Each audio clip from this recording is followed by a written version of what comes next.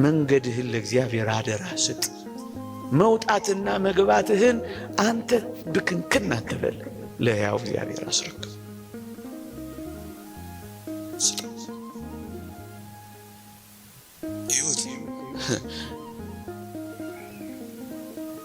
እጅግ ብርቱ በሆነው ጠላት ቤት ፊት ሞገስ እንዴት እንደሰጠው ተመልከቱ።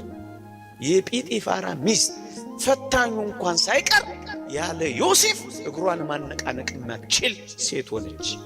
እንዴት ይደንቃል! አለቃውን የሚገዛ ሆነ። ለምን? እግዚአብሔር ከሱ ጋር ወጥቷል። እግዚአብሔር አብሮት ተሰዷል። አባ ጊዮርጊስ ዘጋስጫ እንዳለው ቅዱስ ዮሴፍ ሲታሰር እግዚአብሔር አብሮት ይታሰራል። ግድ የለም እግዚአብሔር ከእናንተ ጋር አብሮ ይውጣ። ግድ የለም እግዚአብሔር አብሮ ከእናንተ ጋር ቤት አልባም ይሁን። ግድ የለም